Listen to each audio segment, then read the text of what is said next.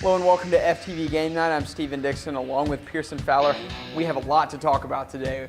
Jeffrey Kessler files a lawsuit against the NCAA and 5 power conferences, the ACC, the SEC, the Big 12, the Big 10, and the Pac-12. We're going to talk about NFL free agency, and of course at the very end we'll recap our brackets and talk about March Madness, which most of that madness is coming up on Thursday.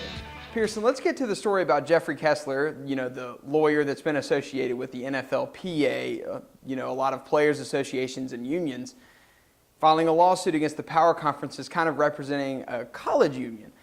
He says that, quote, "The one thing people should recognize is how fundamentally unfair it is to look at an NCAA tournament where the coach is making $5 million, the school is generating hundreds of millions, sponsors are cashing in, administrators are cashing in, and the only group that is not receiving any benefit are these athletes, most of who will not graduate and most of who will never be a professional athlete.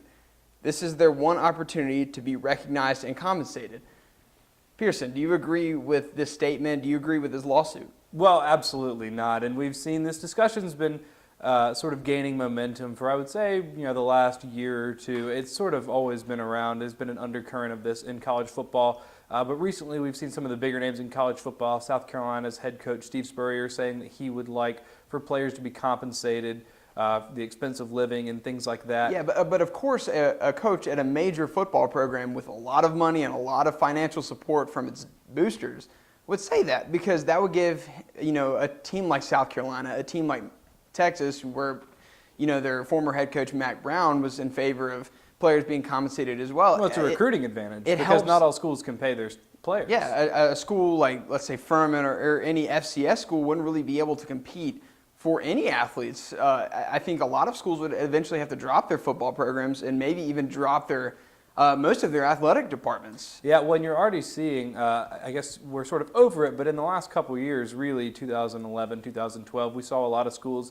even bigger schools like Maryland, having to cut, for example, their soccer team and things like that because funding is so sparse. A lot of these big universities that make a lot of money, Alabama, Notre Dame, Texas, places like this, they make all their money with football and then redistribute that through the other sports because of what's happened with Title IX. What's interesting in some of the places like South Carolina, Texas, places that we've mentioned where coaches have admitted to being in favor of that. For example, Steve Spurrier said that he'd be willing to pay players out of his own pocket, take a paycheck.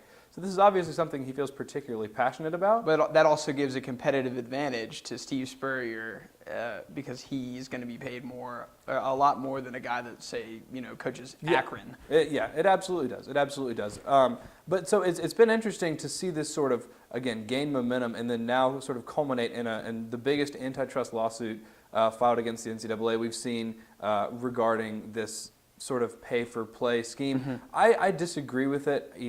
They're already receiving scholarships, the vast majority of them. And frankly, as Colin Cowherd says, if getting a scholarship is not enough compensation, or if it is extortion of these players, please extort my kids to Stanford. I love that quote. It's in his book. He has a good point, because there's a lot of kids right now that have to find some way to pay for their way through college. So a lot of kids take out student loans, and a lot of them are going to be paying student debts for the rest of their lives in many cases. Julius Peppers or any star football player that is playing either basketball or football, a guy like Jadeveon Clowney, they're never going to actually have to worry about paying their way through school. They have a free education. It's their choice whether they value it or not, but that's the deal. If you want to play college athletics and you get a free ride, that's your compensation. I feel that's enough of a compensation. I agree with Colin Cowherd in that sense. If this is extortion, please, can you extort me to Stanford? I would love that. I mean, I'm not a college athlete, and I'm paying my way through Furman. Yeah, exactly. And a lot of what this does, in my opinion, is it sort of undervalues education. I mean, that's what the scholarship does. You're going there to play football, but you're getting a free education, which is what college needs to be about at its base. If you start paying players, if this becomes a living for athletes that aren't necessarily going to get paid at the next level, you're really undervaluing education. And as much as we see a problem, we've seen scams with grades, Julius Peppers, people That's like why that at North Carolina. Exactly. Players getting, I guess we call it academic benefits, tutors, teachers, giving them the grades they need so that they can pass, so that they can play football. The education standard among college athletic already seems to be a little bit low, and this would just serve no purpose other than to continue to undermine that, which is exactly the opposite of what I think we need. Yeah, I agree. I think the NCAA and a lot of athletic departments are starting to devalue the education part of being, a student athlete. The student is supposed to come first. They're becoming just athletes. And I think now, in many cases, people in the media, fans, even the players themselves, I think they view the college, the student athlete experience as really just a minor league to pro ball. And Kessler brought this up, most of these players will never play professional football or professional baseball, whatever sport they play. That doesn't mean that means they're amateurs. That means they were never good enough to be playing pro football. They can never be good enough to be a professional. I think if you're going to play Division I athletes, you have to be able to pay Division II, Division III athletes. It's in Title IX comes into play. Another interesting statistic, and I don't want to say this is too dated, it's 2 years old, but a recent study I read this in coordination with the press release that ESPN wrote when they talked about the Kessler case. Only 22 major colleges, universities actually netted a profit in the 2012 season. As much money as they spend it all on their athletic department. Exactly. One of the points that Kessler made is that football particularly is this and just college athletics in general, is this multi-billion-dollar industry, but so much money goes into that industry, to upkeeping it, to facilities, to recruiting, and it goes to so many different sports. There were only 22 out of 120 major college football programs in 2012 that actually netted a profit in that year. That's astounding, and just goes to show that only those 22 schools would reasonably have the means to pay students if this lawsuit, comes to fruition. Pearson, you know what you just described? A nonprofit. The NCAA is a nonprofit, and I think Jeffrey Kessler is kind of reaching for the stars here. He should lose this lawsuit because he doesn't really have an argument there. I think, like you said, most of these college programs, most of these athletic departments, and the NCAA itself, the money they make goes right back into investing it for these student athletes so they can go to school, so they can have more programs, so they have more opportunities to not just advance as athletes, but to advance as people and get their degrees. So I think Kessler just comes across as just another greedy lawyer. I'm not a fan of this guy because he held up the NFL lockout 2 years ago. Don't think he has an argument here. When we come back, we're going to talk about NFL free agency. The Green Bay Packers made a splash with Julius Peppers. The Denver Broncos made multiple splashes with, T.J. Ward, DeMarcus Ware, and others. And then Darrelle Revis obviously going to the Patriots. We're going to talk about all that next. This is FTV Game Night on FTV2.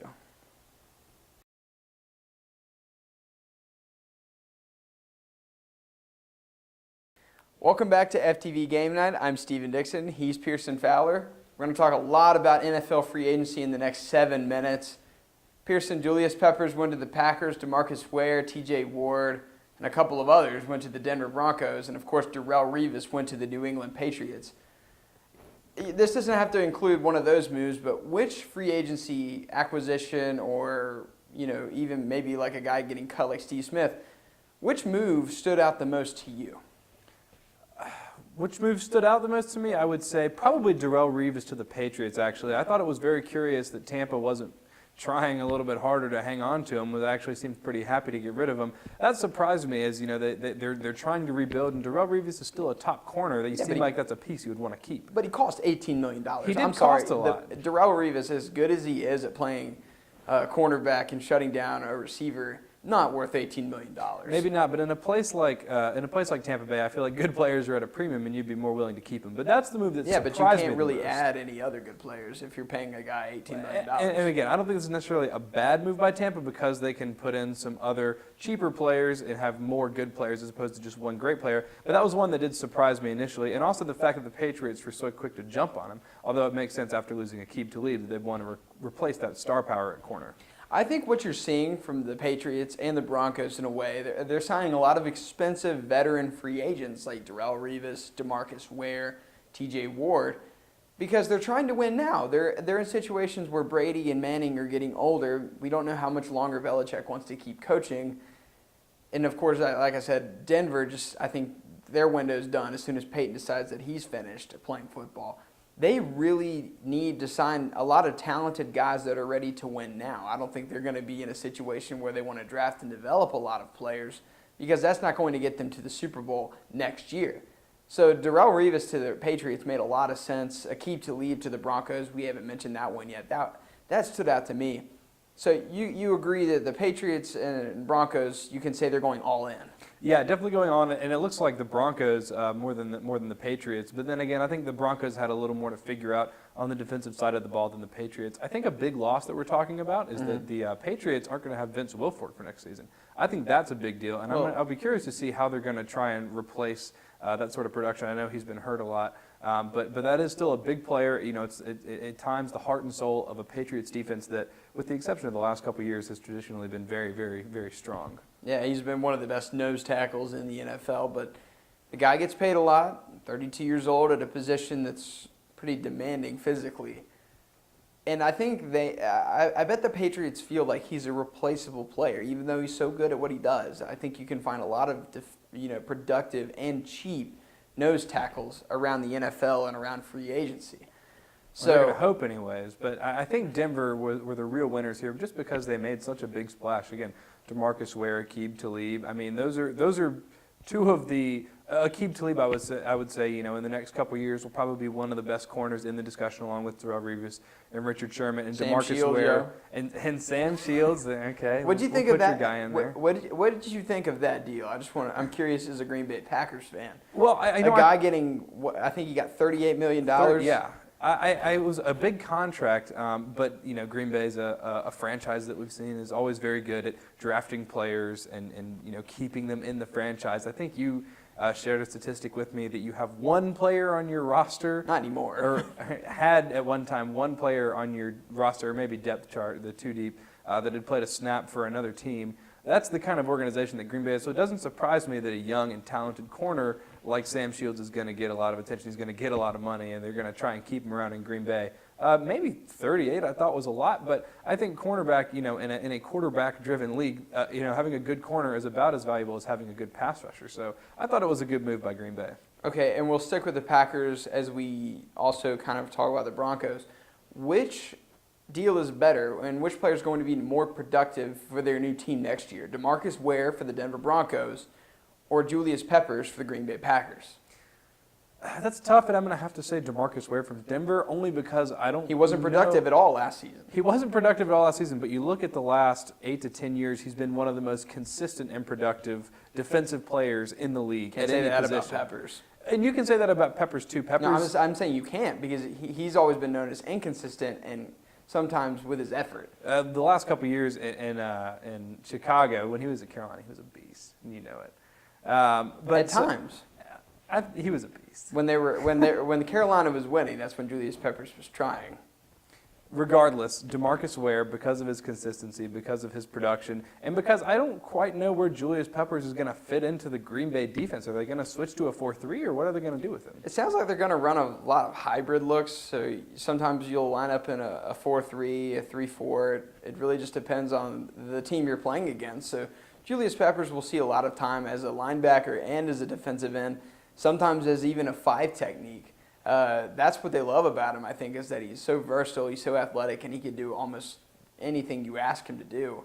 It makes their defense just that much better because you can fit other pieces where they are most likely to succeed.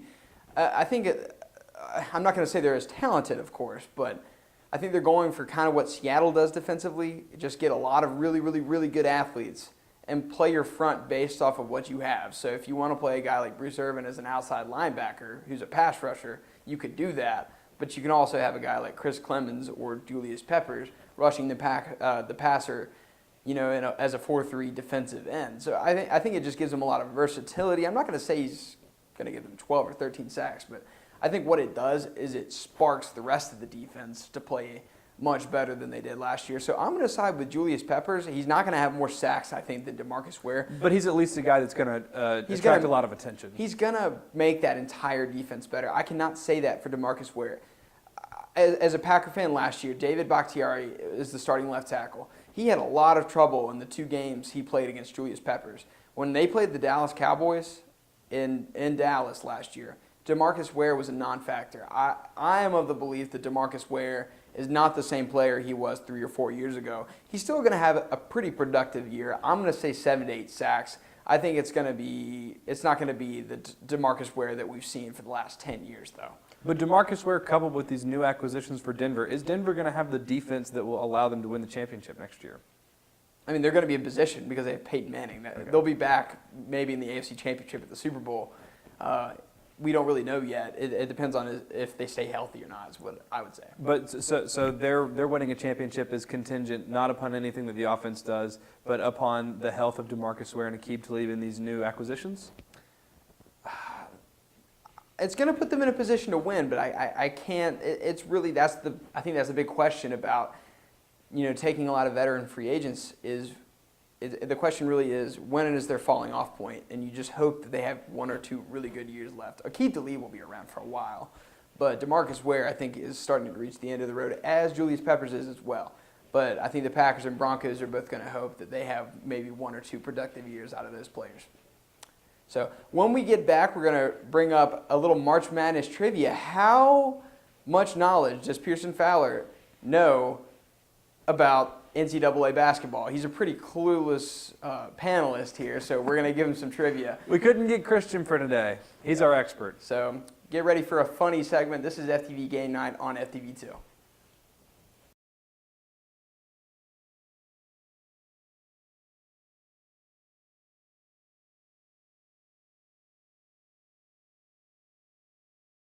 Hello and welcome back to FTV Game Night. We're going to be talking some bracketology and a little bit of college basketball trivia. Pearson, have you filled out a bracket yet? I have. I did it in my last class. You did? Yep. So who you got in the Final Four? Final Four, I got Florida, Virginia, Creighton, and one of the 4 You can't even remember. Michigan State. Oh, wow. He actually remembered. I remembered all 4 of those teams that I picked. Is that a good Final Four?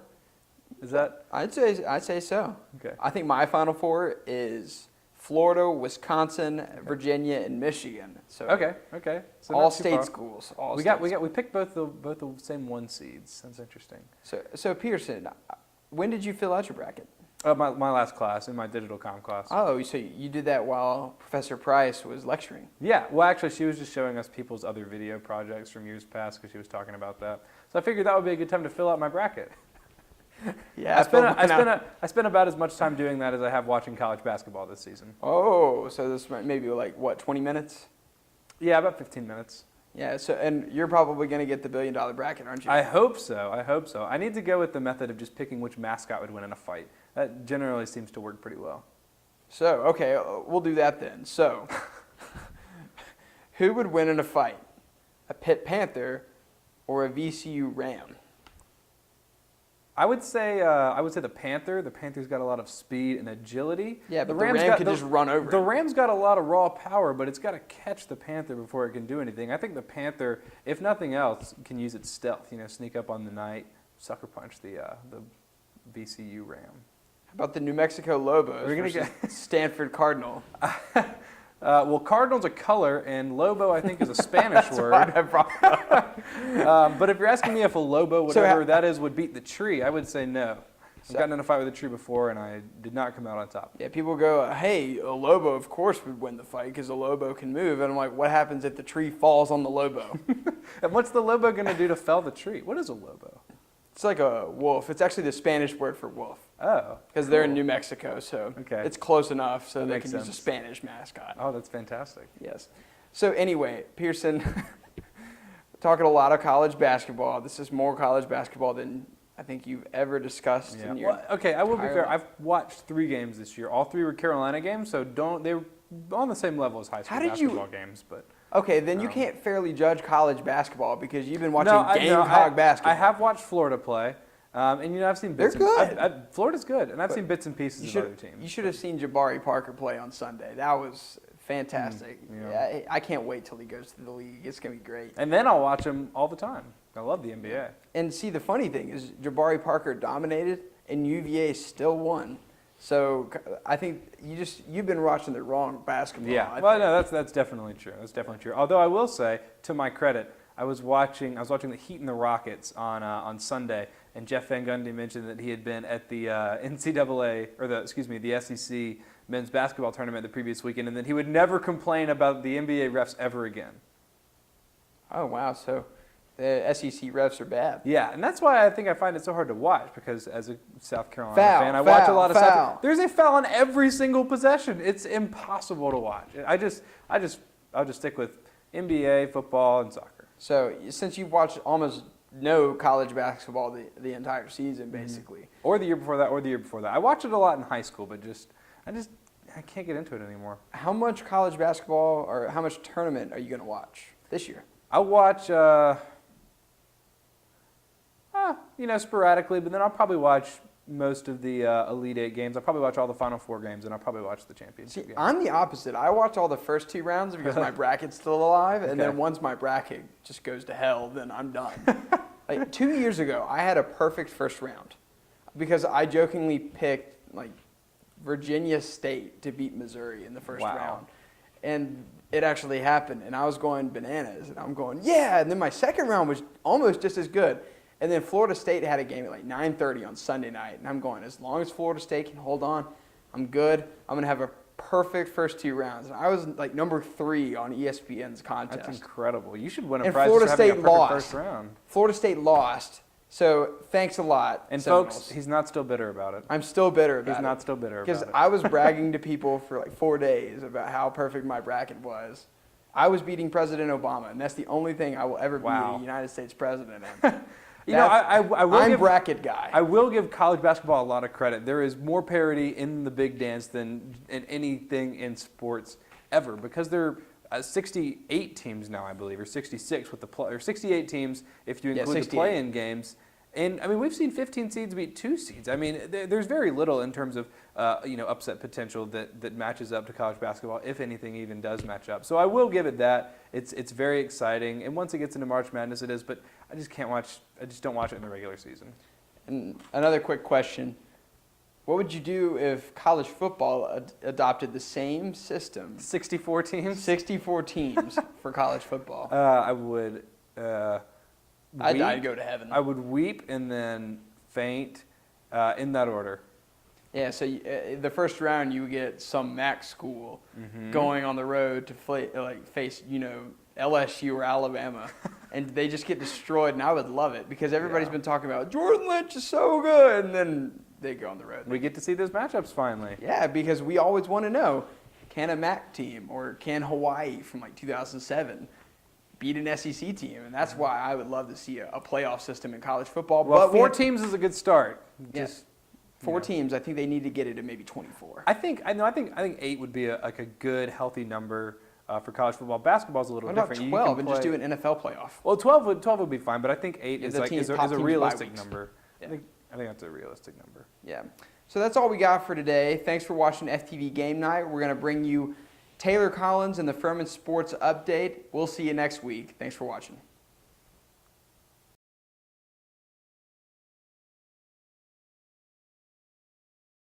I'm here on the Furman's men's golf facility, where I'm going to be talking today with Preston Cole, a sophomore currently on the men's golf program, kind of about the recent chaos that struck this program. Preston, on February 6th, the Board of Trustees decided to cut the men's golf program in order to save money in the budget. I'm sure you can recall the day, the time, what you were doing, where you were at. When you heard this news, kind of take me through your initial reactions of, hearing this news. Well, we were actually right out here. We had practice earlier that day and kind of hung around for a little while, had a meeting after practice. Coach delivered the news, and it was kind of shock to all of us. Gary Clark and Ken Pettis were out here, the athletic director and assistant, and I honestly think if they hadn't been here, we would have all thought it was a joke. It was that shocking to us. We had no idea it was coming. It was pretty crazy. The guys were all in disbelief. I bet. And it was so shocking to many because the Furman's golf team is kind of a legend here at Furman. In the past, Furman has, 13 championship titles as a golf program, and just 4 short years ago in 2010, they swept the Southern Conference tournament and brought home the hardware. So I think for many it was kind of like, shocking news to see how such a successful program could quickly be turned around and without kind of any forewarning. So that was a big thing to swallow, right? It was. The success that the Furman golf program has had and just the history it has was shocking that they would cut it that fast. No one saw it coming, like you said, and it's just the support we've seen afterward from that history, from that tradition we've had, has been great. Yeah, and Preston is a sophomore here on the program, and getting any type of scholarship is difficult in itself. And hearing this news, like, you're kind of thrown out with nowhere to go. Preston, were you considering of transferring or looking at other programs to go to, seeing as how you still had 2 years, if not more, left in your golf career? I was. Many of our guys looked to transfer somewhere. We had started exploring our options. It's obviously kind of late in the season to find somewhere new to play. Not many teams have a scholarship. Most teams don't even have a spot. So it wasn't great timing for that aspect of it either.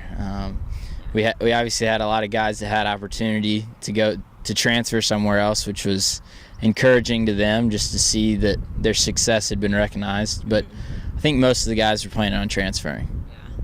Well, that's tough. But one of the things I found most, surprising was the petition that was put out. Who started this petition? A former Furman alum, TJ Blandford, started the petition. He played golf here, and he graduated quite a few years ago. But he started that petition, and seeing the support we got from that, over 2,000 responses to it, was great to see. Great to see not only the Furman community but the Greenville community come out and support for the golf team. Yeah, for sure. There was 2,400 signatures on this petition and over 1,000 responses. And one of the things I found most, not shocking, but kind of in a respect manner, was there was other Southern Conference, rival teams that were signing this petition to not have the Furman program cut.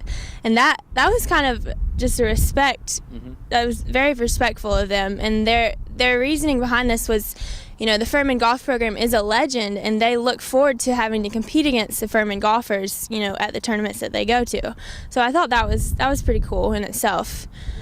But it's golf season right now. So, and how did the alumni with this petition? How exactly did they step up in efforts to continue this program and to not cut the season short and to relive kind of this living legend of the golf team?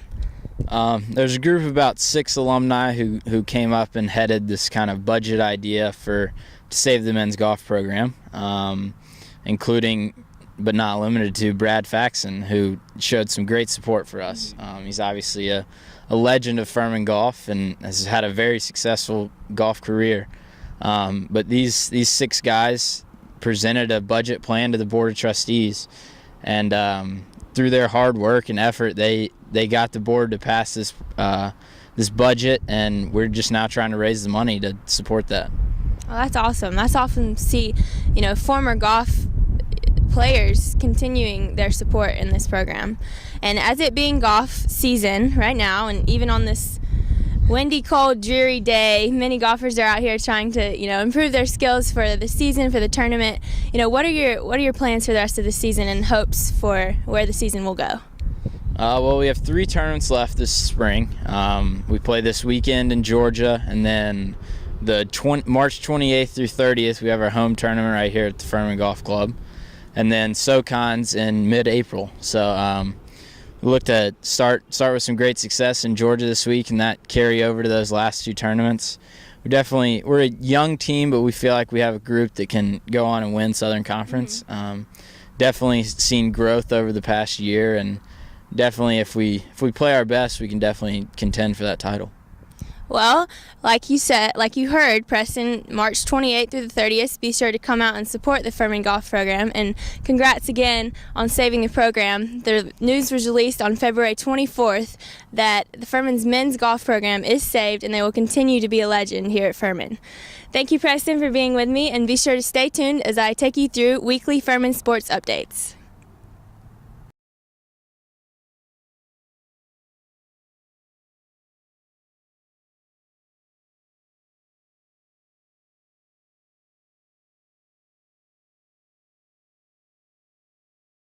All right. Good. Better get one on video.